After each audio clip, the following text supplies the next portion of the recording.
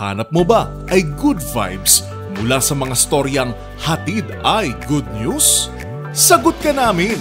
Ang programang walang ibang dala kundi magagandang kwento at balita mula sa mga storyang kapupulutan ng inspirasyon, pag-asa at tagumpay hanggang sa makabuluhang pagbabago sa lipunan. Siguradong good vibes yan! Dito lang sa programang magbibigay ng mga balitang mas maganda pa sa good news, ang The Better News. Mapapanood mula Lunes hanggang Biyernes, 1 p.m. sa DZRH TV. Panibagong araw na naman para sa mga balitang hatid ay good vibes. Ngayong araw, sagot na namin ang mga balitang tiyak na magpapa-feel better sa'yo.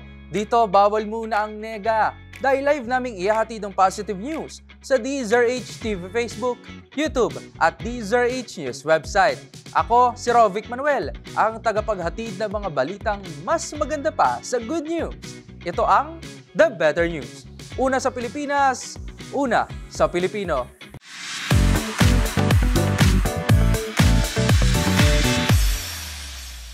Una sa ating The Better News ngayong araw, nagsama-sama sa isang gabi ng selebrasyon ang iba't ibang foreign delegates at iba pang local education officials na naging katuwang ng Simeo Inotech sa loob ng 55 taon ng pagsasaliksik. Sa loob kasi ng higit 5 dekada ay nanatili itong matatag bilang trailblazer ng educational innovation sa buong Timog Silangang Asya. Ang mga detalye panoorin sa The Better News Report ni Arnold Herrera. DepEd is thrilled to support the launch of the Simeo Inotech Education Center for Artificial Intelligence Research, or ECARE. So we're coming back here next week. Okay? This groundbreaking initiative will serve as a hub for AI research and innovation, fostering the ethical and transformative use of technology in education and beyond. Isang matamis na pangako para sa panibagong kabanata ng Philippine Education sa tulong ng Artificial Intelligence. Ito ang magandang balita na ibinahagi ni Education Undersecretary for Curriculum and Teaching Gina Gonong para sa ika-55 anibersaryo ng Simeo Inotech. 55 taon, sa loob ng higit 5 dekada, patuloy na nagsisilbing haligi na edukasyon sa buong Timog Silangang Asya. Ang Simeo Inotech, bitbit ang kanilang matayog na pangarap, ang pagsasama-sama ng sining, teknolohiya at pagkatao. At kasabay ng nagbabagong panahon, panahon na nga rin ba para buksan ng mga paaralan para sa artificial intelligence? We are calling for a conference, international conference this year para lahat na sektor. Hindi lamang yung mga techies, hindi lang yung mga scientists, mga physicists ang mag-a-attend o sa business, because we recognize that the business sector is very advanced in the usage of technology and other government services. But we also have to be careful and mindful of the issues that have arisen in relation to artificial intelligence. Maliban sa pag-adapt sa lumalawak na mundo ng AI, ibinida rin ni Deputy Director Cochocorn Asidre ang ilan sa mga tagumpay na nakamit ng institusyon sa ilalim ng pamumuno ni Director at former Education Secretary Leonor Briones. So far at the moment, the research that we conduct intensively is the research about the teachers' motivation in Southeast Asia. They are the one who are in the forefront of change. So we really want to understand them and we really want to support them. The second thing is recently we actually having the robotic competition. The last one that I'd like to highlight here as well is also the training. That is something that is like the backbone of our center. Ayon pa kay Asidre, aktibo rin silang nakikipag-ugnayan maging sa mga bansang hindi bahagi ng Simeo upang palawakin ang kanilang kaalaman at ibalik ito sa Southeast Asia. Samantala, nanindigan din si Dr. Shirley Acosta, Simeo Senior Specialist, na patuloy nilang ilalapit sa publiko ang misyon ng Regional Hub para tugunan ang mga issue ng edukasyon sa ating rehiyon. Naandito kami, Simeo Inotech, para mas unawain pa ang iba't ibang konteksto ng edukasyon so that mas may matututunan tayo sa experience ng ibang bansa and we can also improve. Nakatakda namang magtulungan ng CIMEO at DepEd para sa 16th CIMEO Inutech International Conference tungkol sa AI sa darating na Mayo. 1980s nang magsilbing permanenteng tahanan ng CIMEO ang Pilipinas sa inisyatiba ni dating Pangulong Ferdinand Marcos Sr. Para sa DZRH TV, ako si Arnold Herrera. Una sa Pilipinas, una sa Pilipino.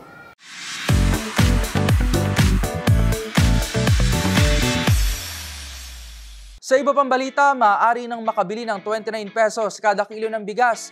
Yan ay sa ilang mga kilalang retail markets at convenience store sa Pilipinas. Ito ang tiniyak ng Department of Agriculture o DA kasabay ng pagnanais na magkaroon ng access sa murang bigas ang mga consumer at upang mapatatag na rin ang presyo nito sa merkado. Ang mga detalye tutukan sa report na ito. Malapit nang makabili ng 29 pesos kada kilong bigas sa ilang retail markets at convenience store sa bansa tulad ng SM, Robinsons, 7-Eleven, Pure Gold at Merrimart grocery stores. Ito ay kasunod ng naging pulong na pinangunahan ni Agriculture Secretary Francisco Chu Laurel Jr. sa mga kinatawan ng 4 na major grocery operators at convenience store upang mapalawak pa ang access ng mga consumer sa murang bigas. Ayon kay Laurel, ito ay isang solusyon na pinaniniwalaan na magpapatatag ng presyo ng bigas sa merkado sa mas mabilis at sa mas epesyenteng paraan.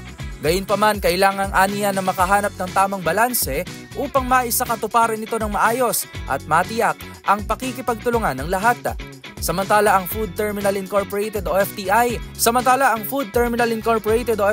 na kontrolado ng gobyerno ang hahawak sa supply at packaging ng bigas na ipamamahagi sa pamamagitan ng mga kalahok na retail chain. Para sa DZRH TV, ito si Rovic Manuel. Una sa Pilipinas, una sa Pilipino.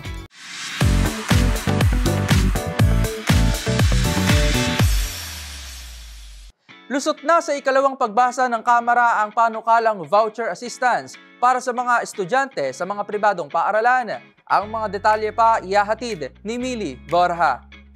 Aprobado na sa ikalawang pagbasa ang House Bill 11214 o ang Proposed Private Basic Education Vouchers Assistance Act. Nagbibigay ng specific criteria ang bill para sa voucher assistance programs na ibinibigay sa mga estudyante at mga kalahok na nasa pribadong eskwelahan. Palalawakin rin ito ang pagbibigay ng tulong sa mga kindergarten, elementary, junior and senior high school na mga mag-aaral. Layunin ng naturang panukala na bumuo ng Bureau of Private Education o BPE sa ilalim ng Department of Education na siyang mangangasiwa sa mga private basic education institutions, kabilang ang mga tulong at subsidies na ibibigay ng gobyerno.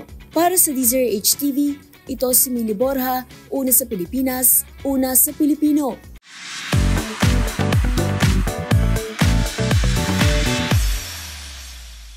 Samantala, isa na namang Pinoy Pride ang bumida sa Global Science Competition. Yan ay matapos na mag-uwi ng mga medalya ang ilang batang Pinoy sa 6th Copernicus Olympiad na ginanap sa Houston, Texas, USA. Ang mga detalye sa balitang yan, ihahatid ni Arnold Herrera. Isang 10 taong gulang na grade 5 student mula sa Oriental Mindoro ang nag-uwi ng gold medal sa 6th Copernicus Olympiad na ginanap sa Houston, Texas, USA mula January 5 hanggang January 10. Ang pambihirang katalinuhan at hilig sa agham ang nagdala kay John Marinas sa tagumpay nang makipagkompetensya ito sa Natural Science category ng naturang patimpalak. Maliban sa gold medal, nakakuha rin si John ng 3rd place sa Category 2. Isang remarkable feat o kamangha-manghang tagumpay para sa isang bata na tulad ni Marinas. Si John ang pinakabatang miyembro ng Team Philippines na kinabibilangan ng 5 pang ibang estudyanteng Pinoy na nakakuha rin ng medalya sa sinalihan nilang iba't ibang kategorya. Kabilang rito sina Richmorth Duke Badang na may bronze medal sa Natural Science Category 5, si Regent Felminia Acevedo na nakakuha rin ng gold medal at 2nd place absolute winner Natural Science Category 4. Gayun din sina Jimmy Kristen Concha na may bronze medal sa Category 4 at si Marquis Xavier Zamuco na may bronze medal sa Physics and Astronomy Category 3. Ang Copernicus Olympiad ay isang global science competition sa agham na sinusubok ang mga mag-aaral sa buong mundo sa natural science, physics, astronomy, film, entrepreneurships, at mathematics. Para sa DZRH TV, ito si Arnold Herrera. Una sa Pilipinas, una sa Pilipino.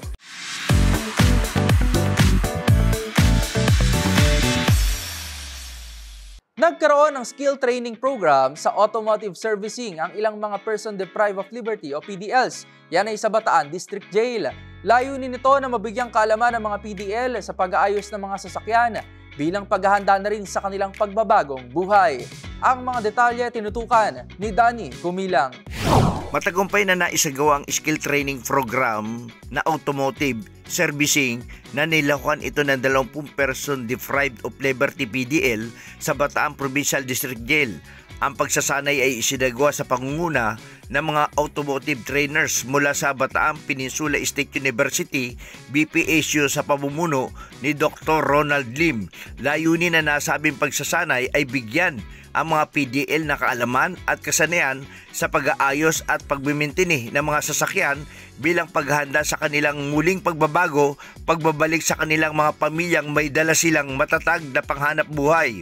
Sa pamamagitan ng hand-off training at gabay mula sa mga tagapagsanay, natutunan ng mga kalahok ang mga praktikal na aspeto ng automotive servicing. Ang aktibidad na ito ay bahagi ng rehabilitasyon ng mga PDL sa ilalim ng pamamahala ni Jail Chief Inspector Cliff Richard Tito Reyes Wardi na nasabing panlalawigang piitan. Danny Gumilang, RS37, DCRH, una sa Pilipinas, una sa Pilipino.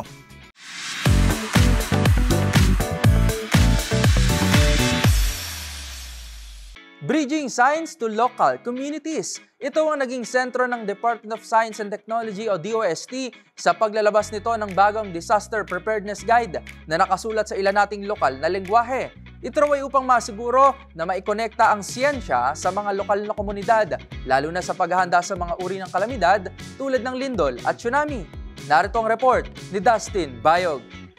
Inilunsad ng Department of Science and Technology o DOST ang Disaster Narratives for Experiential Knowledge-Based Science Communication o DANAS na isang multilingual sourcebook na layos patasin ng kamalayan sa paghahanda sa mga lindol at tsunami gamit ang siyensya at real-life experiences. Ito ay sinulat sa ilang lokal na lengguwahe, partikular ang Cebuano, Hiligaynon, Tagalog, Kapampangan at Ilocano na layos may konekta ang siyensya sa mga lokal na komunidad. Ito ay sama-samang binuo ng DOST Philippine Institute of Volcanology and Seismology of PHIVOLCS at ang Don Mariano Marcos Memorial State University, University of the Philippines Visayas at ang DOST Philippine Council for Industry, Energy and Emerging Technology Research and Development.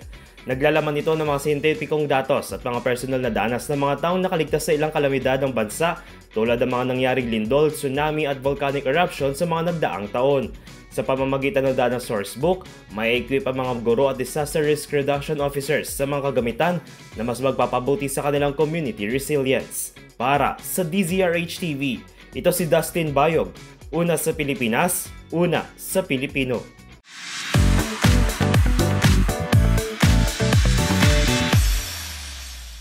Maglalaan naman ng 15 milyong pisong pondo ang Department of Agriculture para palakasin ang produksyon ng soybeans o toyo sa Caraga Region.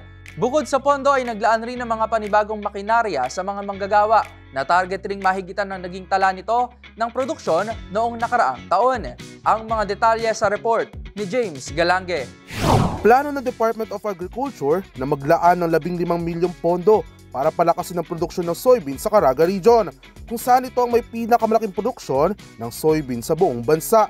Bukod sa naturang pondo, plano rin itong magbigay ng karagdagang bagong mga makinarya para sa mga manggagawa na maaaring makatulong sa kanilang pag-aani. Samantala, sa pagsisimula ng bagong taon, sinimulan na rin ang pagtatayo ng Integrated Grains Processing Center o GPC sa pangunguna ng Magroyong Farmers Multipurpose Cooperative at ng lokal na pamahalaan ng San Miguel.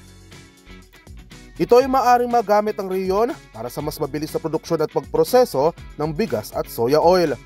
Ayon kay Senior Science Research Specialist Tihani Oxtero, tinutulungan umano ng kanilang research facility na mapatent ang mga produktong nagagawa mula sa soybean sa rehiyon na maaaring gamitin para sa commercialized production sa iba't ibang rehiyon at bansa. Para sa DZRH TV, ito si James Galange, una sa Pilipinas, una sa Pilipino.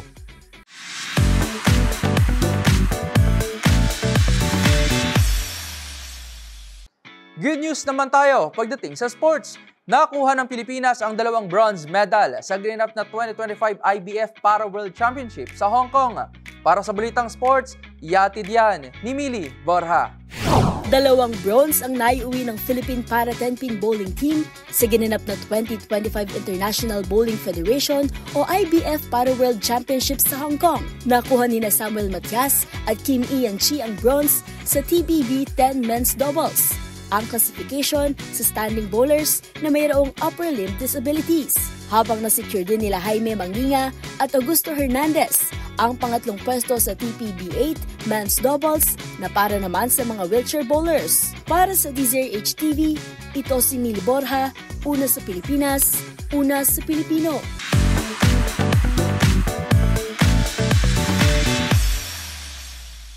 Pong mga daliri, kamay mo'y nasa na pagdilat ko, wala ka na,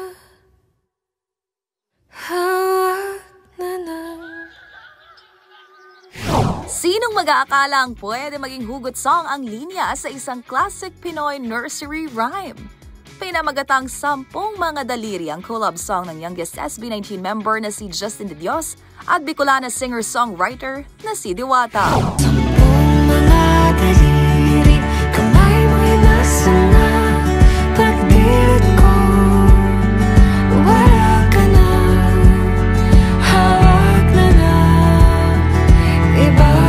Tungkol daw ito sa heartbreaking realization na kung minsan hindi na sapat ang love para magstay sa isang relasyon. Kwento naman ng rising OPM artist na si Diwata, 2023 pa nang masimulan niya ang folk pop lullaby 10 mga daliri at nagkaideyang makipag-collab sa P-pop idol nang magkasama sila sa isang event noong nakaraang taon. Ilan pa sa mga pinasikat na kanta ni Diwata ay Padabata Ka, Santigwar at Pauwi na Ako.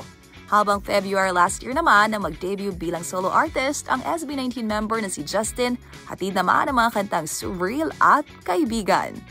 Para sa MBC TV Network News, ito po ang Showbiz Angel ng DZRH TV.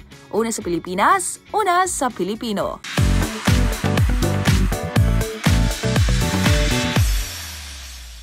At yan na po ang mga balitang pampa-feel better para sa inyo. Magkita-kita po muli tayo bukas para sa ating panibagong Good Vibe episode. Kaya naman, para sa ating mga live streamers sa website, palagi lamang pong tumutok. At kung may gusto kayong i-share na balitang hatid rin ay good vibes, i-comment nyo na yan sa ating comment section.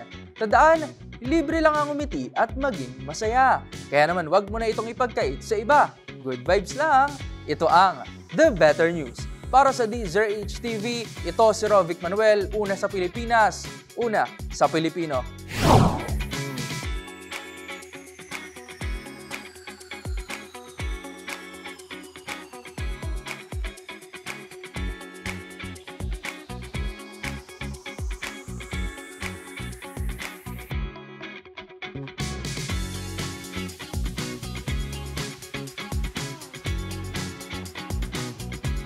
Hanap mo ba ay good vibes mula sa mga storyang hatid ay good news? Sagot ka namin! Ang programang walang ibang dala kundi magagandang kwento at balita mula sa mga storyang kapupulutan ng inspirasyon, pag-asa at tagumpay hanggang sa makabuluhang pagbabago sa lipunan. Siguradong good vibes yan! Dito lang sa programang magbibigay ng mga balitang mas maganda pa sa good news, ang The Better News. Mapapanood mula Lunes hanggang Biyernes, 1 p.m. sa DZRH TV.